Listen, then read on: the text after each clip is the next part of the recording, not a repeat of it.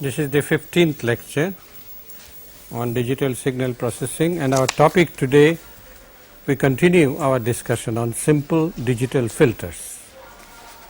In the last lecture, we introduced the concept of filtering, and we explained and derived why an ideal characteristic cannot be realized. There are two reasons for this. One is that the impulse response is not 0 for n less than 0. That is, an ideal filter is non-causal, necessarily non-causal, and it is also unstable because h of n is not absolutely summable. Then we realized that because an ideal characteristic cannot be realized, an actual characteristic must have a pass band, a stop band, and a transition band. And the transition band, the character of the transition band determines the quality of the filter. The narrower it is, the better is the filter. The sharper is the rejection of unwanted frequencies. We took an example of a high pass filter, a numerical example, and we showed how to design the filter by taking the minimum possible order, that is, two constants are to be determined. So, the minimum possible order was 3, not quite, you could have 2, right. But if you have two samples, for example, alpha plus beta z inverse, okay, this is virtually 1. Isn't that right? It's only one constant that can be determined. Agreed? On the other hand, if we have alpha, beta and alpha, it's a special kind of filter. We shall look at it more carefully at a later date. So we took an example and showed how to design the filter so that you're at the desired frequency. It's a single frequency now. It was a single frequency. The magnitude is 1, and at the undesired frequency, again one frequency only, magnitude was 0. If it was a band of frequencies, obviously you cannot have a flat characteristic over a certain bandwidth. Why not? Because this is also ideal characteristic. Isn't that right?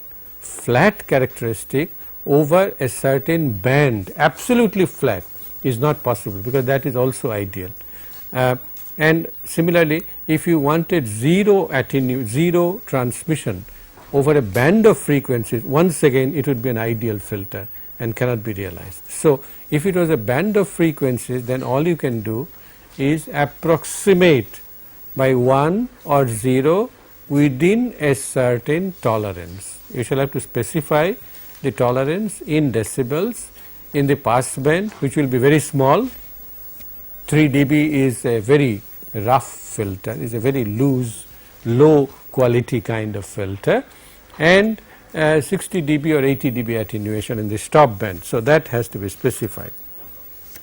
We also said that in general the frequency response h of e to the j omega, which is the Fourier transform of the impulse response, will be a rational function in e to the minus j omega, and there is no reason why we cannot obtain this from the Z transform, provided the ROC of H of Z includes the unit circle, and if the variable is Z, then we call it the transfer function, and if the variable is e to the j omega, then we call the function as frequency response. There is no difference between the two. H of e to the j omega is H of Z on the unit circle, magnitude Z equal to 1.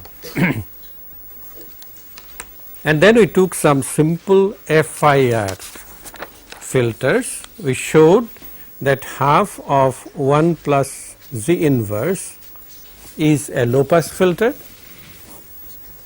These are the most elementary filters. Okay. Then half of 1 minus Z inverse is an HPF, high pass filter, and we also told you that if Z in a low pass function is replaced by minus Z, and I also gave you the reason, because minus 1 is e to the power j pi, and therefore what is true at omega equal to 0 shall now be true at omega equal to pi, and therefore low pass becomes a high pass. So this is in general true, that if in H of Z, which is a low pass function, we replace Z by minus Z, then we get a high pass function. In an FIR filter, this means that alternate samples are negated, alternate samples are given a negative sign. And then we talked about a band pass filter, and we said if we cascade the two, half 1 minus Z to the minus 2, then we get a band pass filter, and we concluded the class with a band stop filter, which is 1 plus Z to the minus 2. And if you, this is band stop filter, because if you take the frequency response, that is if you put Z equal to e to the j omega, then you get H of e to the j omega as equal to, what do you get, half e to the minus j omega multiplied by twice cosine of omega. Agreed? Z to the minus 1 you take out, which is e to the minus j omega, that is what it is, then multiplied by 2 cosine omega. And cosine omega, as you know, now one has to be very careful. Cosine omega, if I plot, cosine omega starts from 1 and goes to minus 1. This is cosine omega versus omega. This is pi by 2 and this is pi. And therefore, over this range, the phase is 0 of cosine omega. Once it transits from positive to negative, the phase abruptly changes by pi, and therefore the magnitude of this of course, magnitude of H shall be the magnitude of cosine omega, and therefore at pi by 2 it is 0, and then it flips because we are taking magnitude, and therefore at this frequency pi by 2 the transmission is 0, and it is indeed a band stop filter. But if we want to plot the angle phi, phi shall be equal to minus omega plus angle of cosine of omega. Agreed? And therefore, if I plot phi, then it will go from 0 to minus pi by 2 over this range, right, 0 to minus pi by 2, and then at pi by 2 angle of cosine omega becomes pi. So it jumps from minus pi by 2 to plus pi by 2, then it again falls linearly to 0 at pi. So this is the phase. The phase plot is piecewise linear. Okay? One must be careful, about the phase, but as far as magnitude is concerned, it is indeed a band stop filter, having a center frequency of pi by 2. Center frequency is not the term for band stop. For band stop we say it is the notch frequency, notch, N-O-T-C-H. Band stop filter is also known as a notch filter, N-O-T-C-H. Notch, the common word notch, you know, that wherever there is a small hole, we call it a notch. There is a hole here, it is a notch filter. Now, the notch frequency is pi by 2, and if you find out the bandwidth in this case is not 1 by root 2, is still 1 by root 2 of its maximum value, not the 0 value. 1 by root 2 of 0 is also 0, isn't it? So, if you define 3 dB bandwidth, then the two frequencies omega 1 and omega 2, capital B, which is omega 2 minus omega 1, you can show that this is also equal to pi by 2. Actually, omega 1 would be pi by 4 and omega 2 would be pi by 4 plus pi by 2. However, these are elementary filters for which for the band pass filter, for example, the center frequency is exactly at pi by 2.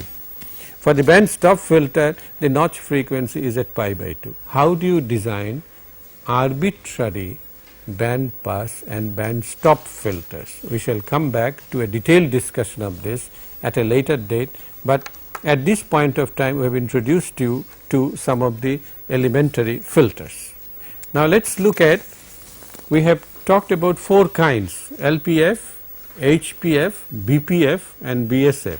What about APF, all pass filter? With FIR, all pass filters are trivial ones. They have the transfer function of the form z to the power minus n, that is all. That is a simple delay. If you put z equal to e to the j omega, then the magnitude is 1. What is an all pass filter? Whose magnitude is 1 or a constant over all frequencies. Its angle will be different at different frequencies. For example, the magnitude of this for z equal to e to the j omega is equal to 1, and the angle of this for z equal to e to the j omega is simply equal to minus n omega. So, the angle is linear with respect to frequency, and you know, if we call this phi, then the group delay tau sub g of omega, which is defined as the negative gradient of phase, is simply equal to n. In other words, if there is a group of frequencies transmitted over a channel whose transfer function is z to the power minus n, then all of these frequencies shall arrive at the output n samples later. That is what we mean by delay. It is another way of saying that it is a delay of n samples. Okay. The group delay is the delay suffered by a group of frequencies, and if the group delay is not a constant, then we have a problem, because several frequencies start together. If they do not arrive together, then there is distortion in the received waveform or the received signal, and this is why constant group delay or linear phase, the group delay will be a constant only when the phase is linear. So, linear phase or which is equivalent to constant group delay is an extremely important objective in designing any filter or any communication channel. Now, let us look at some simple IIR filters, infinite impulse response filters. You will see how we derived it from common sense. we know that 1 plus Z inverse is a low pass filter. Now you want an IIR, this is FIR, and therefore you must add a pole. Let the pole be at alpha, that is we add a pole at Z equal to alpha, then this becomes an infinite impulse response filter. This is the simplest, okay, where if you plot the poles and zeros, we have introduced a 0 at Z equal to minus 1 and we have introduced a pole at Z equal to alpha. If we think alpha, if we take alpha as a real positive quantity, but obviously for stability alpha, whether it is real or complex, positive or negative, this must be less than 1. The pole must be inside the unit circle. And then to normalize the filter, this is a low pass filter as we will show. To normalize the filter, we normalize the DC response to 1. The DC response would be 1 plus 1 at DC Z equal to 1 divided by 1 minus alpha. So we multiply by 1 minus alpha by 2. Agreed? This is scaling constant. The DC response is 2 divided by 1 minus alpha. We normalize this to 1. So my simple IIR low pass filter becomes 1 minus alpha by 2, 1 plus Z inverse 1 minus alpha Z. This is the simplest possible first order low pass digital filter.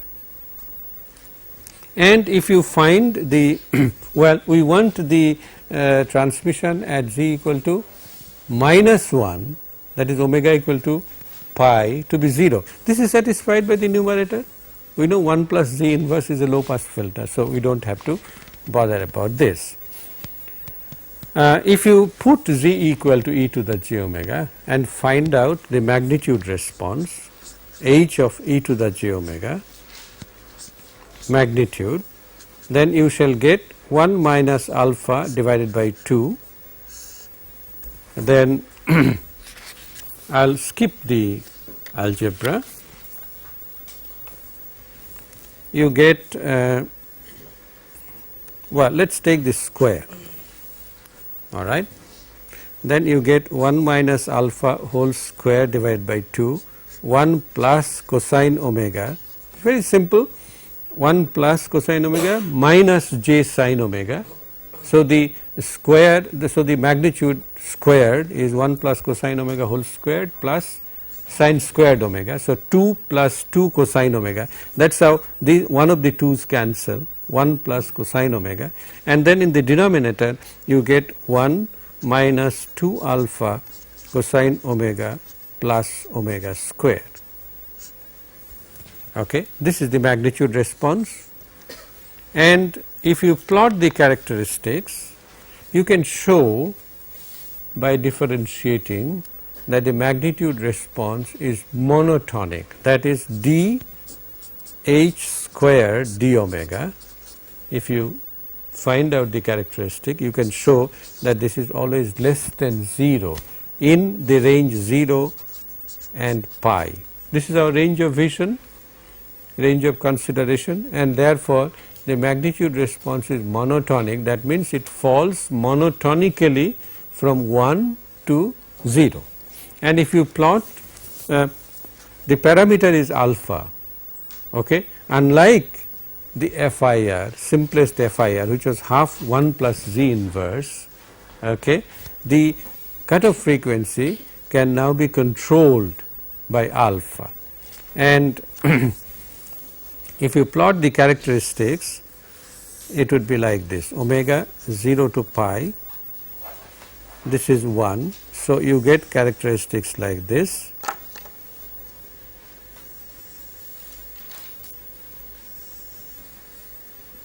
And alpha increases in this direction.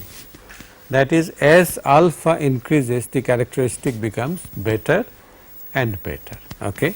In fact, you can show that the 3 dB cutoff frequency, how do you find the 3 dB cutoff frequency? The maximum is 1, so you equate 1 by root 2 to 1 minus alpha whole squared divided by 2, 1 plus cosine omega c, if omega c is the cutoff frequency, divided by 1 minus 2 alpha cosine omega c plus omega c square.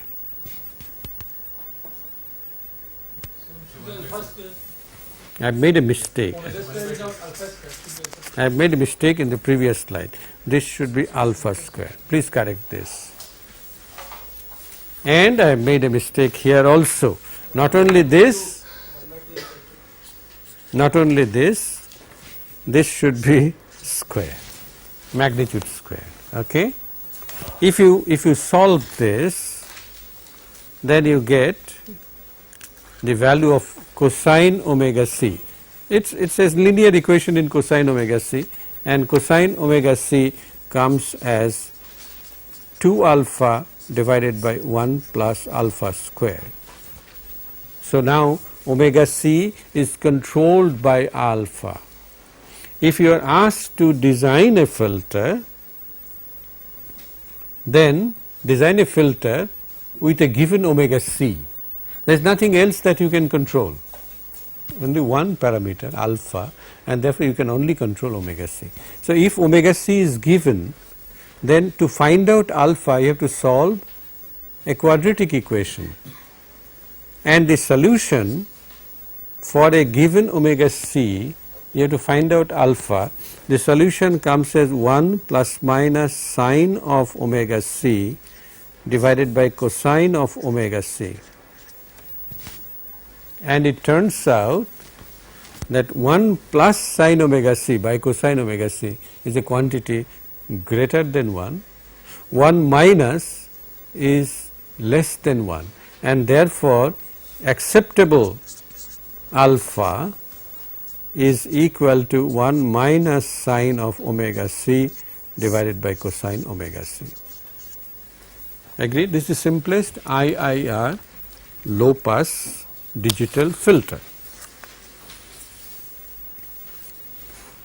Now, yes, any question?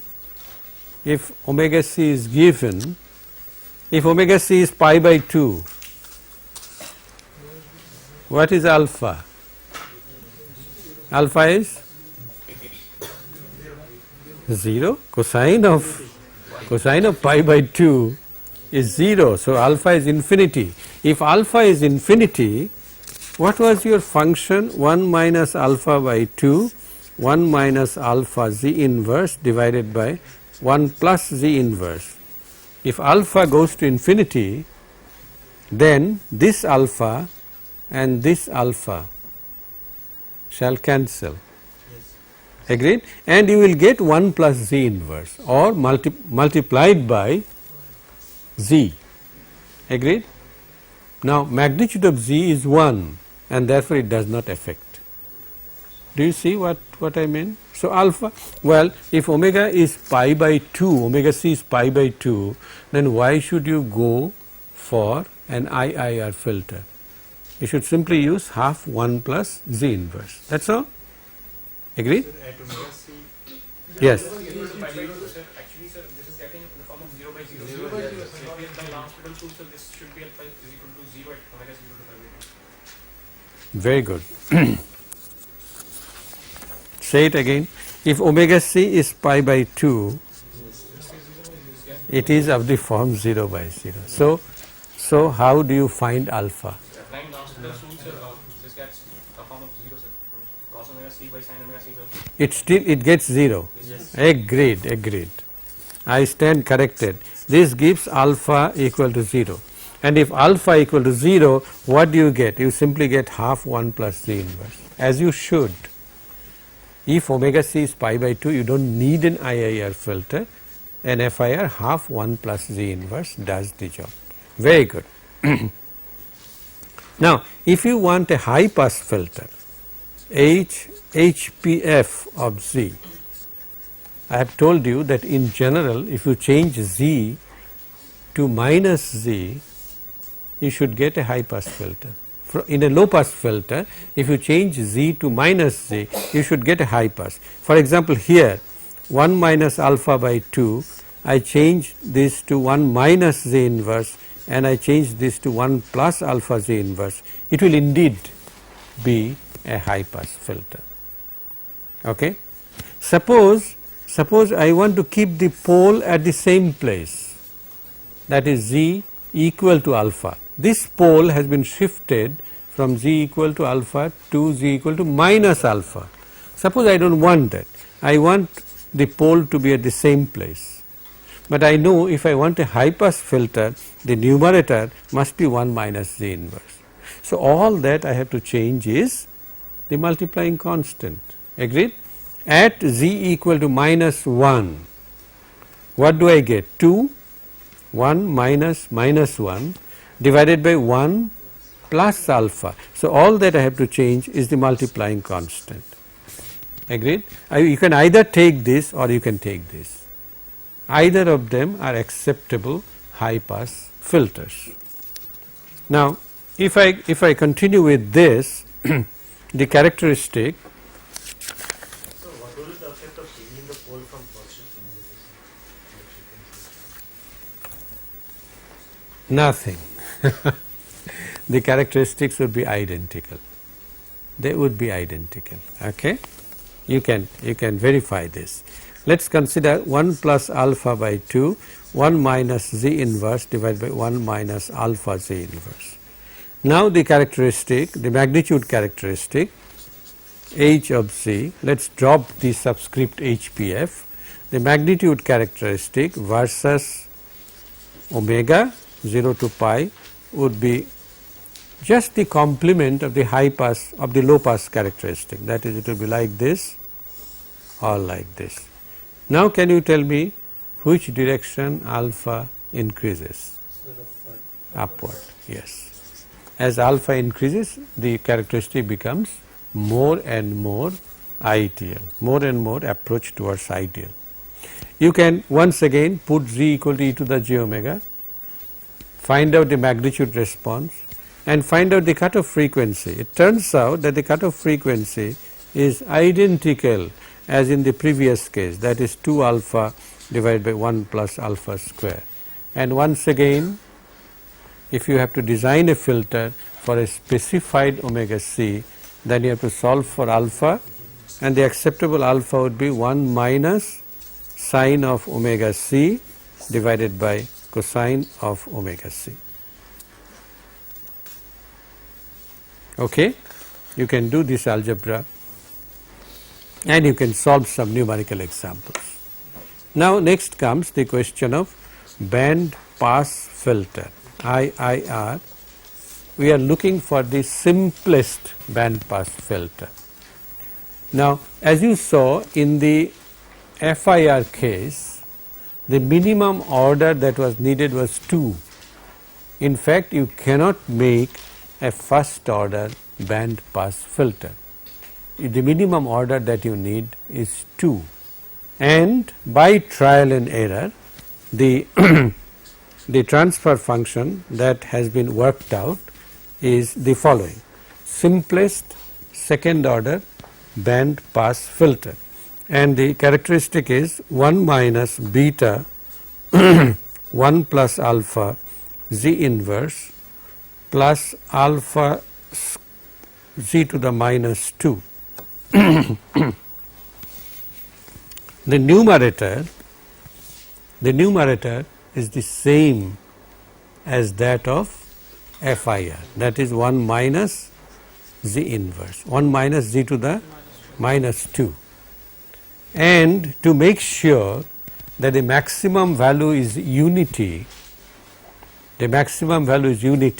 a multiplying constant of 1 minus alpha by 2 is needed to ensure that the maximum value is unity. Now, you can see that at z equal to plus minus 1, the magnitude will be 0. The numerator is 0 for z equal to plus 1, which means omega equal to 0, or z equal to minus 1, because it is z to the power minus 2, and therefore the condition, first condition for band pass is met. Second thing you have to do is to find where does the maximum occur.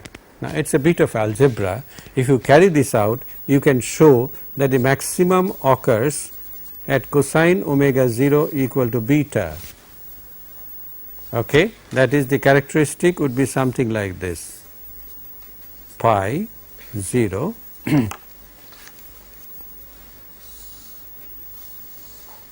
it is something like this, where the maximum value is 1, this is omega 0, and you can find out the cutoff frequencies at 1 over root 2. Let these frequencies be called omega 1 and omega 2. You can show, first you can show that at omega 0 equal to cosine inverse beta, there occurs a maximum, and the maximum value is 1 because of this multiplication by a scalar. And you can also show that the magnitude is down 3 dB at frequencies omega 1 and omega 2, such that omega 2 minus omega 1, which is defined as the bandwidth, is again given by cosine inverse of 2 alpha divided by 1 plus alpha squared. You saw that the same holds for low pass as well as high pass. Cosine omega c, omega c was the bandwidth or the cutoff frequency. Omega c is the cutoff frequency, also the bandwidth for the low pass filter. For the high pass filter, what is the bandwidth? Pi minus omega c. So, omega c was the cutoff frequency. Here the two cutoff frequencies, because it is a band stop filter, the two cutoff frequencies differ by the bandwidth, which is given by the same expression, cosine inverse 2 alpha by 1 plus alpha squared. And once again, if you want to find out alpha for a given bandwidth, okay, for a given bandwidth, then you have to solve a quadratic.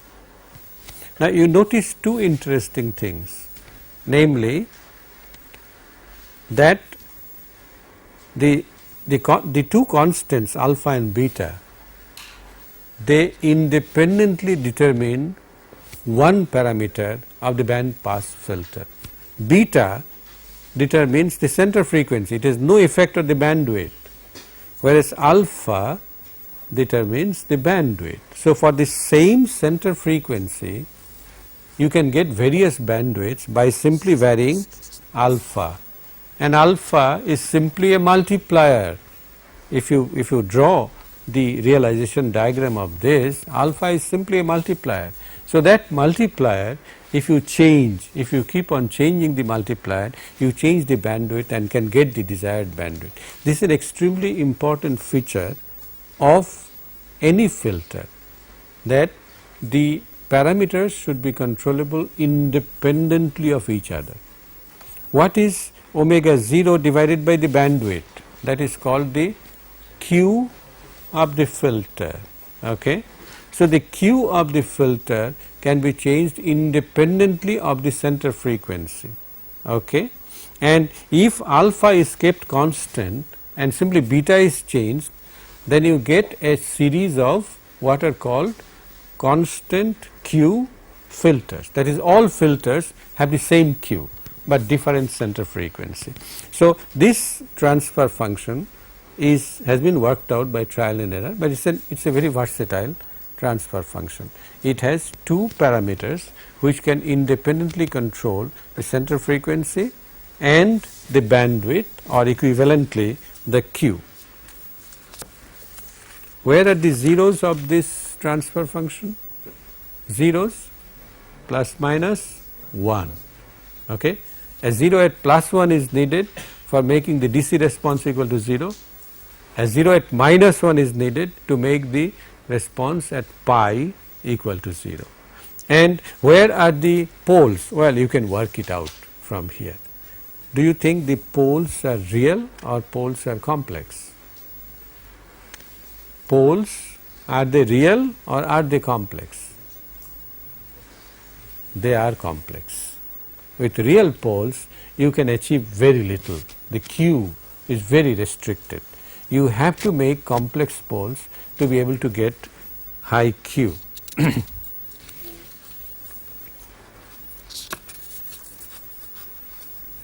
As an example, suppose we want omega 0 equal to pi by 2 and bandwidth equal to pi by 4, let us say. Example, you want a band pass filter whose center frequency is pi by 2 and whose bandwidth is pi by 4. So, what is the value of Q? Q is equal to 2, right? Center frequency divided by the bandwidth. Now, therefore, beta would be equal to cosine of omega 0 and therefore, beta is 0 and alpha is equal to well 2 alpha divided by 1 plus alpha squared is equal to cosine of the bandwidth, which is 1 by root 2, right. This is the relationship. Cosine of the bandwidth is equal to 2 alpha divided by 1 plus alpha squared. This gives two values of alpha. Alpha is root 2 plus minus 1. Obviously, we should choose the minus sign, root 2 minus 1, because it is inside the unit circle. Why should we choose alpha equal to root 2 minus 1? Our pole is no longer at alpha. Because it is easy to implement attenuator. Yes. And implement a amplifier. No. I didn't. Alpha is a parameter. Parameter, so it is either multiplier. It is a multiplier. It is a multiplier. Multiplier, we can simply realize the attenuator. If alpha is greater than 1, then we have to realize amplifier. There is no concept of attenuator or amplifier in digital signal processing. What is an amplifier? Multiplying by a scalar, a number greater than 1. There is no digital amplifier, there is no digital attenuator. All you do is to handle numbers. That is not the reason. Alpha, can alpha be chosen to be root 2 plus 1? You have to look at the poles. You have to look at the poles. If the poles go out of the unit circle, then you are in trouble. And my guess is, I have not verified, that alpha equal to root 2 plus 1 may take the poles outside the unit circle. Okay. Well, let's verify. Where are the poles? Poles are at beta 1 plus alpha plus minus square root of beta 1 plus alpha whole squared minus 4 alpha divided by 2. So, it is beta 1 plus alpha divided by 2 plus minus square root of beta 1 plus alpha by 2 whole squared minus 4. And the real part minus alpha. Thank you. 4 cancels. This quantity shall be imaginary, square root of this. Poles will in general be complex, but the real part, this goes out if alpha is root 2 plus 1. No, that is not quite correct, because beta is 0. All right. Let us take root 2 minus 1 and see what the transfer function that we get. Our h of z, if we substitute for beta and alpha, we get 1 minus 1 over root 2, that becomes the constant, multiplied by 1 minus z to the minus 2 divided by 1 plus root 2 minus 1 z to the minus 2. If I take alpha equal to root 2 minus 1, if I take alpha equal to root 2 plus 1, don't you see we are asking for trouble? Where are the poles now? The zeros are at plus 1 and minus 1. Where are the poles? Root 2 minus 1 square root of 2 plus minus j. and therefore they are somewhere here and somewhere here. If this was greater than 1, if this was root 2 plus 1, then our poles would have been outside the unit circle. Okay? You must be able to justify. Now, the next is a band stop filter. The band pass and band stop, they do not obey the correspondence that low pass and high pass obey. In a low pass filter, if you replace Z by minus Z, you get a high pass, and vice versa. If you take a high pass and replace Z by minus Z, you will get a low pass. That is not true about band stop filter and band pass filter. They have to be derived ab initio, and the simplest second order band stop filter that has been worked out has the same poles, that is 1 minus beta 1 plus alpha Z inverse plus alpha Z to the minus 2. The numerator is not 1 plus Z to the minus 2, because that fixes. If the numerator is 1 plus Z to the minus 2, then we have fixed the notch frequency at what value? When is this? Pi by 2, agreed. If I take 1 plus Z to the minus 2, I fix the notch frequency at pi by 2. So, I introduce another term minus 2 beta Z inverse to be able to control the notch frequency, and the multiplying constant is now 1 plus alpha divided by 2.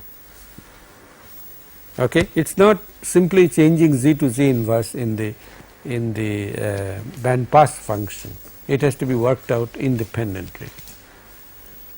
Now, if you put Z equal to e to the j omega, find the magnitude, equate this to 0, then you get the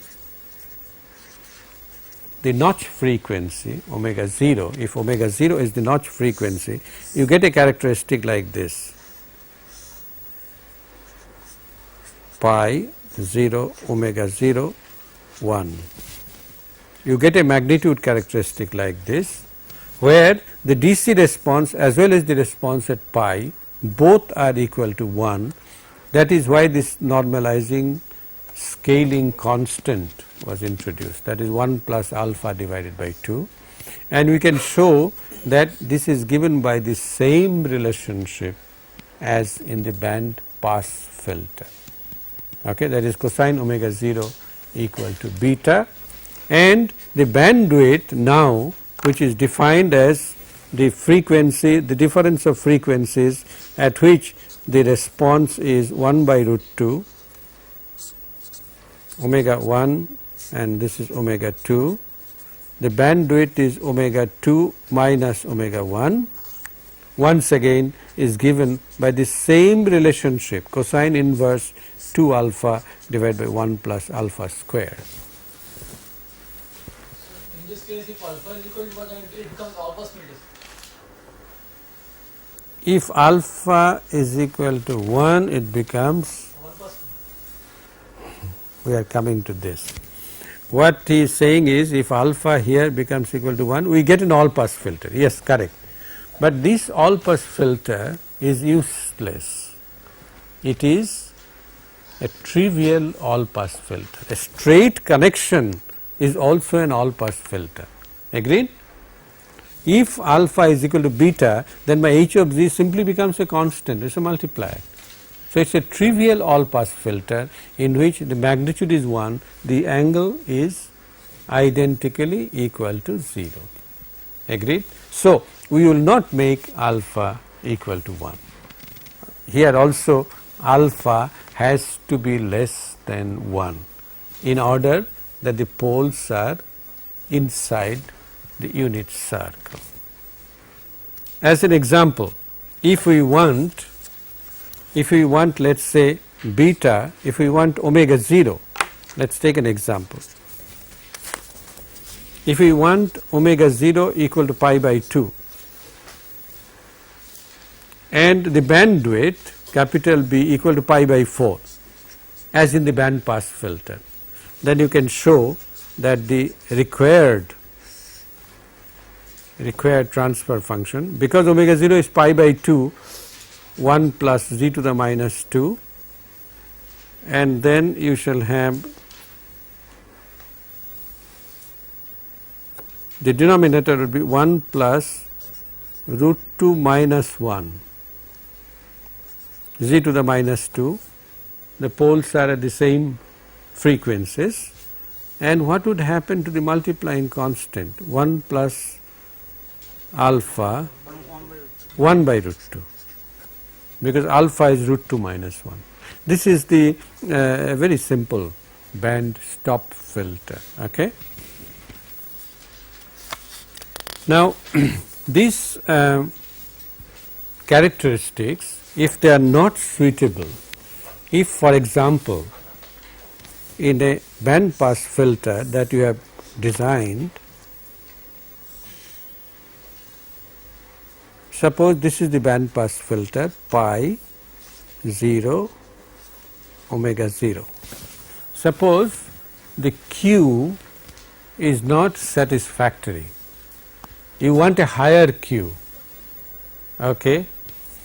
That means you have to narrow down the bandwidth, isn't that right? So what you can do is, simple thing that you can do is cascade another such filter, and then the two together, because this is 1 squared is 1, so this remains same, 0 squared is 0, so this point remains the same and this point remains the same, all others come down.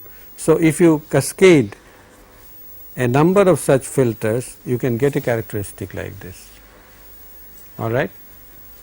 If you cascade two band stop filters, what would you get? Would you get a better characteristic or a worse characteristic? Worse characteristic. You must understand this. Okay. Similarly, for a low pass filter, you can cascade more low pass filters to get a better characteristic. And people, particularly in fields like biomedical signal processing, they depend on such intuitions.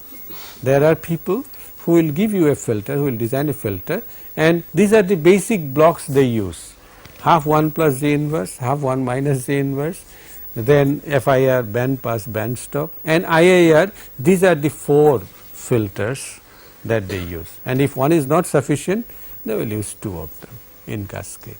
But do not make this mistake in the case of band stop filter. There you adjust your parameter alpha to be able to get the required bandwidth. Finally, we come to all pass filter. IIR, all pass filter. And to distinguish between all pass and all other kinds of filters, we shall use the symbol capital A. Capital AZ we shall use for the transfer function of all pass filters, and a normalized all pass filter is one in which AZ inverse is equal to 1, all right, which means that the magnitude A e to the j omega magnitude squared shall be equal to 1, agreed. The angle of A e to the j omega can be anything, it can be anything, any desired thing, okay.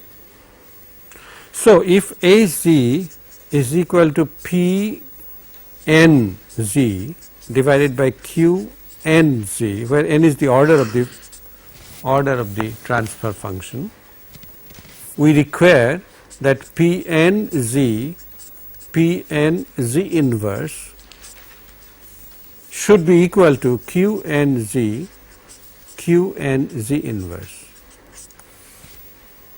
That's right. We want the product AZ inverse to be equal to 1. How to do this? How to do this? To get an insight into the problem, let us consider first a first order all pass. First order will have one pole and one zero, okay. So let us consider AZ equal to some constant k, one pole 1 plus b z inverse, let us say, and 1 0 1 plus a z inverse. Of course, in order that the filter is stable, b magnitude should be bounded by unity, because that is where the pole is. The pole is at z equal to minus b, so mod b should be less than 1. That is the restriction.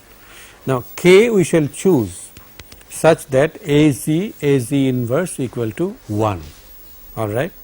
Now, if I take the frequency response in the transfer function, we put a z equal to e to the j omega, then I get k 1 plus a cosine omega minus j sine omega, 1 plus b cosine omega minus j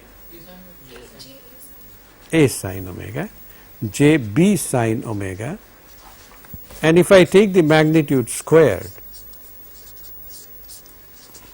I shall get k squared. In the numerator, I shall get 1 plus s squared minus twice a cosine omega, 1 plus b squared minus twice b cosine omega,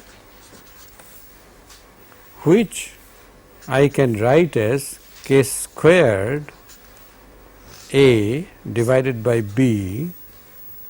If I take this out, then I get a plus 1 over a minus 2 cosine omega, agreed? And in the denominator I can write b plus 1 over b minus 2 cosine omega. So, one way of satisfying that magnitude a e to the j omega squared is equal to 1 is to make a equal to b and k equal to 1. But then if I make a equal to b, it is a trivial filter, it becomes a z equal to 1. It is a trivial, it is not, it does not filter at all right. It is identically transfer function magnitude is 1 and identically its phase is 0. So, it is useless, it is a straight connection. The other way is to make a equal to 1 by b, isn't that right? A plus 1 by a and b plus 1 by b would be identical if a is equal to 1 by b. So, that is what gives you a useful all pass filters. In other words, we get a z equal to k squared by b squared 1 plus 1 over b z inverse divided by 1 plus b z inverse.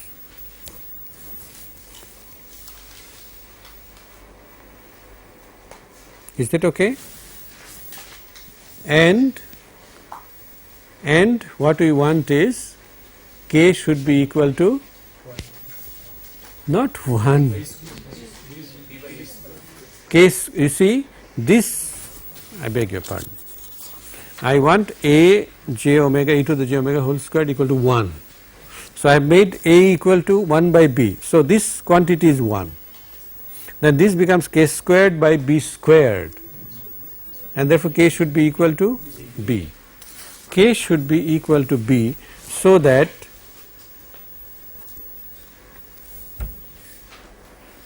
what did I do? I went back to the original function. I want k a z equal to k. All I have done is I have written a equal to 1 by b, all right, and k should be equal to b. So, I multiply by b, right. In the original, what was the original function? I do not see the sign of confidence in your face. 1 plus a z inverse 1 plus, this is what we started with, and we have come up with the fact that a should be equal to 1 by b and k should be equal to b.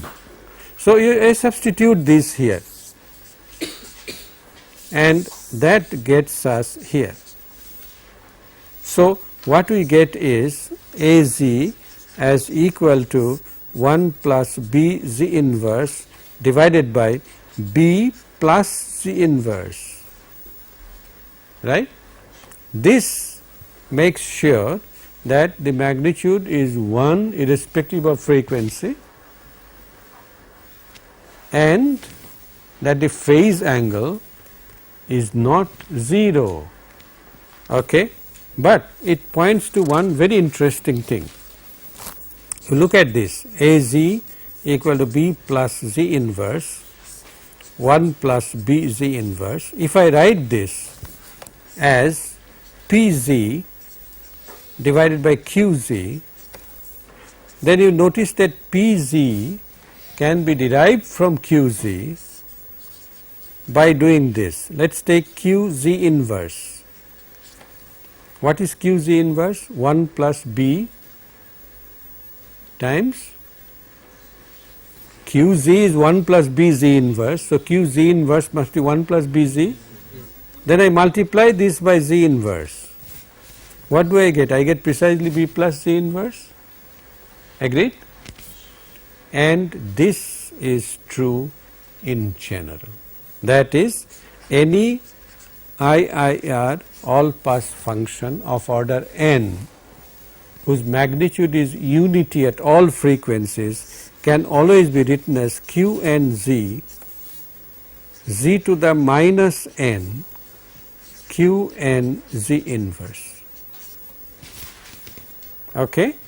This can always be done. In other words, if my transfer function denominator polynomial is 1 plus d1 Z inverse plus etc. plus dn minus 1 Z to the minus n minus 1 plus Z to the minus n dn Z to the minus n, if the denominator is like this, then I can construct the numerator very easily. I can construct the numerator very easily. What is the numerator? You make Z, instead of Z inverse you write Z and multiply by Z to the minus n. So, what will happen in the numerator? These coefficients will simply be reversed. So, I shall start with dn, then I shall have dn minus 1 Z inverse plus etc. plus what will be the last term? Z to the minus n. Don't you see that this has reflected here? The coefficient is 1, the coefficient here is b, 1 and b, so b and 1. They get simply interchanged. Now, all pass functions are very interesting functions to the extent of being called romantic functions. You can do almost anything with all pass. From all pass you can derive a low pass, high pass, band pass, band stop and so on. And Professor Mitra, who is the author of this book, is obsessed with all pass functions. Well, not simply Professor Mitra, the whole community. If you can do anything with an all pass function. You see, all pass functions, they also have very interesting property of poles and zeros. If you know the poles, obviously you know the zeros, because the zeros are determined by Z to the minus n Q n Z inverse. So, they are related to each other, and we shall show next time that they are in reciprocal pairs. That is, if Z0 is a pole, 1 by Z0 must be a 0. So, all pass functions are very easy to conceptualize, they are very easy to design, they are very easy to implement, and if you can do anything with all pass functions, you go ahead and do it. We shall continue this next time.